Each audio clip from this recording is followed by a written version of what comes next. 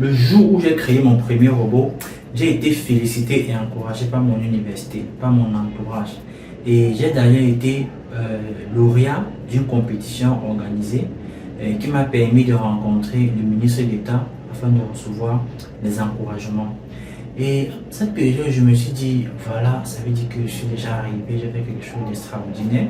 Cependant, durant notre phase d'incubation, nous avons fait des cours en entrepreneuriat, en gestion d'entreprise. Et à l'issue de cela, j'ai véritablement compris que le produit que j'avais mis sur le marché, à savoir un robot détecteur de mines explosives et de gaz, était fonctionnel. Mais cependant, on crée un produit pour le vendre. On ne crée pas un produit pour le garder. Et lorsqu'on crée un produit afin de le vendre, il y a des normes et des standards qu'il faut respecter. Le robot que j'avais créé n'avait pas vraiment l'allure d'un véhicule qu'on pouvait vendre à l'étranger ou bien qu'on pouvait vendre à l'État camerounais. Parce qu'il n'était pas véritablement, il était certes fonctionnel, mais il n'était pas encore vraiment bien appréhendé. Au niveau de la coque, par exemple, vous voyez, on a utilisé du bois pour faire la coque, on a utilisé du caoutchouc, des fronts pour fabriquer la roue. Ce pas des matériaux vraiment appropriés lorsqu'on veut passer à une production à grande échelle. Et tout ça a été fait à la main.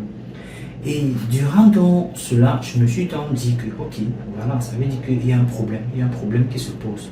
Et quand j'ai donc réfléchi, je me suis rendu compte que le problème que je rencontrais personnellement était le même problème rencontré par un artisan, ou bien par un entrepreneur, ou bien par une entreprise, ou bien un étudiant qui veut mettre sur pied un produit, ou bien qui veut fabriquer quelque chose.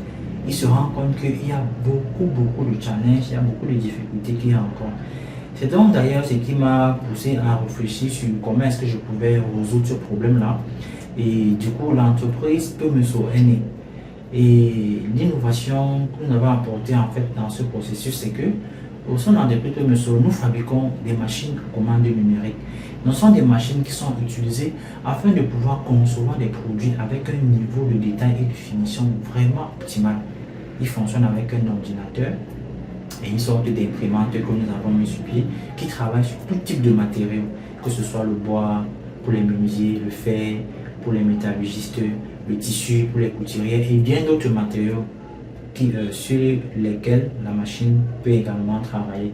Et aujourd'hui, nous avons décidé de faire une série de vidéos afin de vous donner, de vous partager notre histoire, de vous donner quelques astuces et de vous parler également des avantages que le numérique offre dans les différents secteurs comme l'artisanat, l'industrie, au Cameroun en particulier.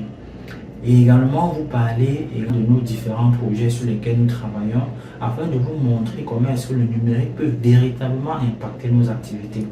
Alors je suis Bani Dongo, je suis le porteur du projet Pemeso.